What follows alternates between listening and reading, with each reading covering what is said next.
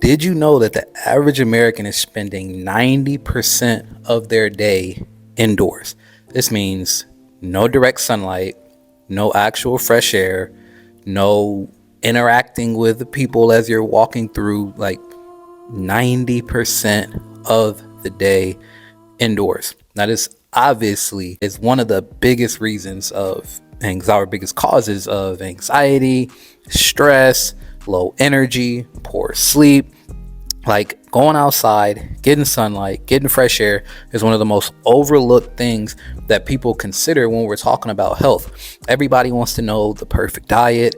Everybody wants to know what workouts to do. Everybody wants to know what supplements to take.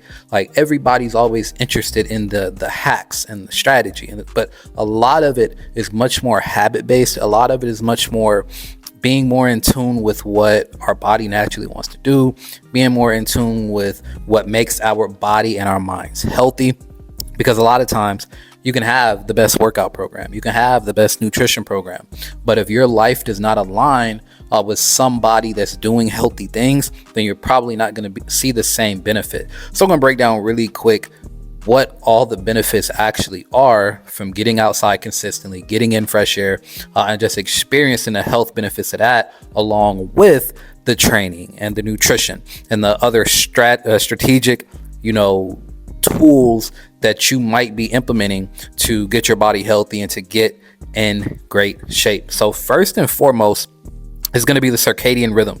Circadian rhythm essentially is our body's time clock. Our body has a clock that it likes to operate on. It has a clock that when you wake up in the morning, your body's like, okay, cool. It's time for us to get up. It's time for us to start the day. Let me increase metabolism, increase energy a little bit, get us moving, get us more active. And then as you go throughout your day, what happens is your body will slowly start to throttle that energy so that by the end of the night, by the evening, by the time it's dark, you're ready to go to sleep. You've had the energy throughout the day that you needed to work, to take care of your kids, to have a date night, to go on a drive, whatever the case may be. Whatever things you needed energy for throughout the day, you had that because your body was upticked in energy. And then as you slowly get near the end of the night, you start to get sleepy. That's what comes naturally with the circadian rhythm. But what happens when you spend 90% of the day indoors, you don't get that fresh sunlight, right upon waking up. Like typically you're going to wake up groggy, you're going to wake up tired, you're going to wake up low energy, and you're going to have this energy lull pretty much all throughout the day. And then once nighttime hits, what happens is you put a bunch of screens in your face and you've got maybe TV shows going on or whatever the case may be. So during a time period where, things should be getting darker, things should be getting quieter, things should be getting more calm. You're not calming your day down. So now your body kind of keeps you in this state of, okay, well, we're supposed to be asleep right now, but let's stay up. We're watching this on Twitter or TikTok or Instagram, or we're watching this on Netflix or Hulu or whatever.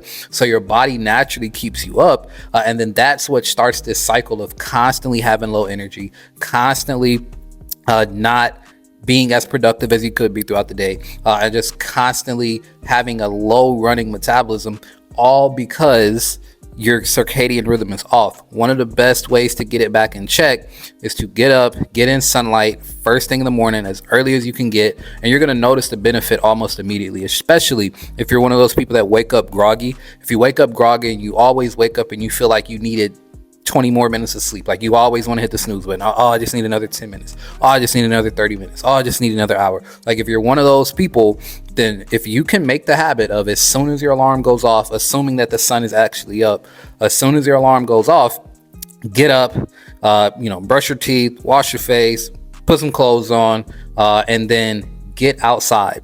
Short morning walk, 10 minutes of direct sunlight, direct fresh air, direct oxygen, and just that whole experience is going to energize you so much. Like you don't have to do any, like you don't have to drink another cup of coffee. You don't have to take any pre-workout. You don't have to take any vitamin, any something. Like just get outside under fresh air and watch how much your body responds to that. You're going to have a big energy uptick throughout the day. Now, obviously, we got to be consistent with it. It's something that's going to take your body a little bit to get used to. But if you do this consistently over a 2-4 week time period, you're going to eventually notice a big difference. You get outside, get out in the sunlight, and your body's going to naturally get put on its time clock. So now your energy throughout the day is going to be so much higher, and you're going to experience, once it's time to go to bed, you're actually going to be sleepy. See, you've been sleepy the way that if your rhythm is off and your time clock is off, you're probably relatively sleepy all day, or relatively groggy all day, or energy maybe performing at 60% all day. So then you get to the end of the night and you're also at 60%. But the issue is, at the end of the night, when there's nothing going on, when you're laying in the bed, when you're laying on the couch, 60% feels like 100%. 60% is going to feel like 100% when everything else is quiet, everybody else in the world is asleep. And there you are at 11, 12, 1 o'clock in the morning, and you're still up, or you're still scrolling something, or you're still watching. Like 60% energy is going to feel like a lot. What's going to happen when you get up, and you get up early, you get that sunlight, is that 60% is going to, basically, you're going to start off and you're actually going to feel what it's like to be at 90, 100% energy throughout the day. And then as 5 o'clock comes, and 6 o'clock comes, and 7 o'clock comes, you're going to slowly start to go from 100 to 90, from 90 to 80, from 80 to 70. And then by the time 9, 10, 11 o'clock gets there, you're going to be close to 0%, and you're going to go to sleep. And because you go to sleep earlier, you're going to get better sleep, you're going to sleep longer, and when you wake up, you're going to be more energetic, and then you're going to go outside and you're going to get sunlight, and it's going to keep your energy, and it starts this cyclical effect of where now your energy is where it needs to be. So now this is going to give you an opportunity you're going to want to work out more often, you're going to want to go on more walks, you're going to want to pay attention to your foods, you're going to want to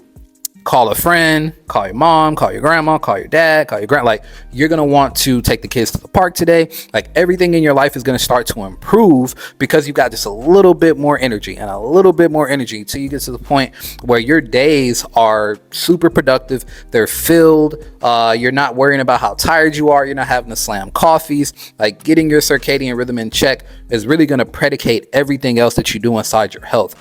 Because if you're performing on 10-15% the majority of the day, or even if it's a little bit higher, like 50-60% energy, the likelihood that you're going to consistently work out, the likelihood that you're going to consistently follow a nutrition plan of any kind is probably slim to none. So getting that circadian rhythm in check is going to be one of the biggest benefits that you experience. And then the next thing is going to be overall stress reduction. So vitamin D, sunlight, and fresh air have been shown time and time again to relieve stress, to lower cortisol levels, and just make you think and feel better. And there's a lot of different factors to this. Is the actual vitamin D that you get from sunlight, the actual fresh air and the oxygen that you get. Breathing in fresh air actually has a big effect on the body's nervous system, and it actually really calms you down. This is why if somebody gets mad, you see it in movies all the time, movies and TV shows. Somebody gets mad, they get upset, they're like, oh, I need some fresh air. And they probably didn't think about the mechanisms behind which they want, behind why they wanted fresh air. But they know that if they go outside and they get in fresh air, that it's going to calm them down. It's going to make them feel a little bit better.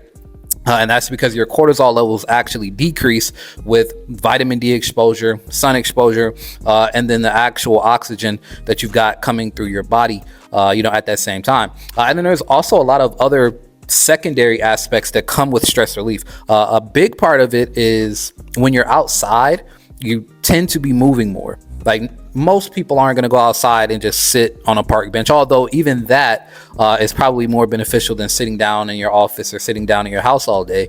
But most of the time when you get outside, you're going to be moving. You're going to be walking, you're going to be running, you're going to be working out, you're going to be and then you also get the experience of walking around with someone or doing a run with someone. Like you get the social interaction from being outside, and social interaction can even just be seeing other people. A lot of times just seeing other people can make us feel better. A lot of times when we're in the house 90% of the day. 90% of us are in the house 90% of the day. So it's like we're probably not seeing anybody other than our kids, our spouse, whatever, or if you're by yourself, that means you might be seeing just yourself for a lot of the day, and not necessarily in the house, but indoors overall. Then you might see your coworkers a little bit, but just seeing other people, having interactions, just going smiling at somebody as you walk by them in the park. Like, all of these things aid and benefit your overall health, your overall energy levels, your mental health. Everything is impacted by that, and I think that's a big part of that stress relief as well, is just the fact that when you're outside, it lends itself to more positive health activities. You're going to be walking, you're going to be talking to people, you might be running, you might be working out, you might be sightseeing. Like, there's so many different things that you get just by getting outside consistently. And then the last piece of the puzzle is going to be that physical activity. Like I just touched on, you're pretty much always going to be moving if you're outside. If you're outside, you're going to be active, you're going to be moving around, you're going to be probably walking is going to be the number one thing, which is great for your metabolism. It's great for fat loss. It's great for digestion, mental clarity, mental cognition. That's why a lot of people talk about coming up with their best ideas on a walk. I know that that's the case for me.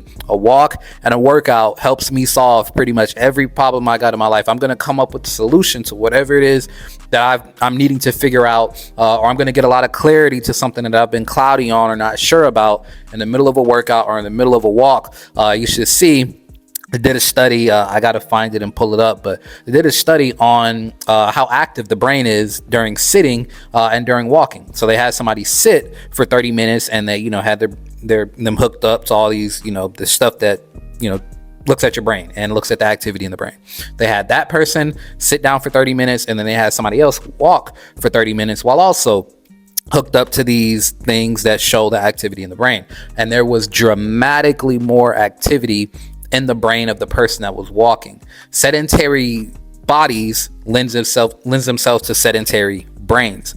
So moving creates thought process. Thought process creates more movement. And then you create this cyclical effect. Whereas on the other end, if you're not moving, you also don't have a desire or a need or even a stimulus to really think, to create. So it's like, get on your feet, be active, get outside, get under sunlight, like create as many opportunities as you can to get outside, to be active, to get under that direct sunlight. Like, there's so many health benefits to it. And a lot of times that's probably the catalyst you need. Like, I talk to people all the time that say that they struggle with motivation. It's like, it's not really that you struggle with motivation, because nobody has to motivate you to get up and go to work. Nobody has to motivate you to take a shower. Nobody has to motivate you to take care of your children. Like, nobody has to motivate you to do the things that you naturally want to do.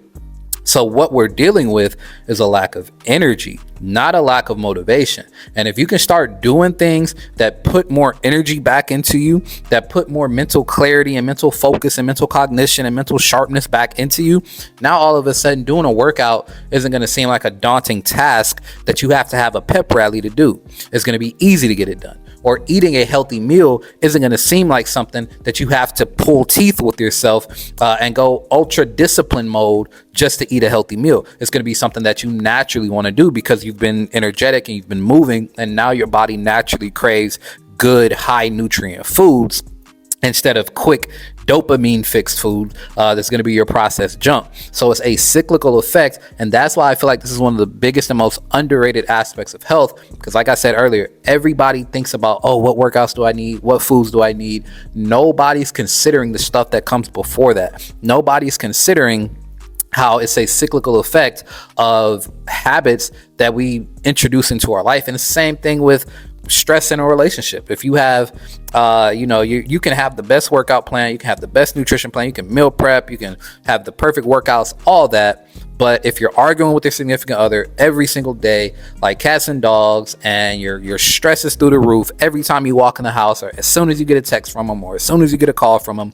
it's going to be hard to stay consistent with a workout. Like, it's hard to continue to go to the gym or get a workout in at home when you have a lot of high stress going on like that. So it's like, practically getting these other habits established is the key to maximizing your health, because what we want to do is keep you consistent. What you need to do is if you're listening to a health and fitness podcast, to a self-improvement podcast, you've probably worked out a few times in your life. You've probably tried to eat healthy a few times in your life. The reason that you have not stayed on track is because you're trying to do those things in a vacuum. You got to implement and create other healthy habits for yourself that allow you the freedom, and it clears the pathway for you to work out 5 days a week. If you get terrible sleep, you think you're going to work out 5 days a week. If you're arguing all the time, you think you're going to work out 5 days a week. If your energy is in the drain, you think you're going to work out 5 days a week. I'm just using 5, and you can work out 2, 3, 4 days a week and still get great results. You don't have to work out 5 days, but just using that as an example. Like, you have to have the areas of your life dialed in that mitigate stress and that improve energy before anything else can get done. So that's it. That's my underrated tool for improving your health, for improving your performance, for eventually dropping body fat, building lean muscle, and just being a healthier, higher performing human like I know you want to be. If you guys got value out of this episode, please let me know down in the comments. If you're listening or watching on YouTube and the podcast, please just head over to Twitter or LinkedIn and let me know what value you got out of this. And let me know what you want to hear about next. I'm whatever you guys want to hear about, or whatever you want us to discuss and deep dive into, I am happy to do that. So just please let me know down in the comments. Make sure to subscribe and turn notifications on so that you do not miss the next episode. And I will see y'all in the next one.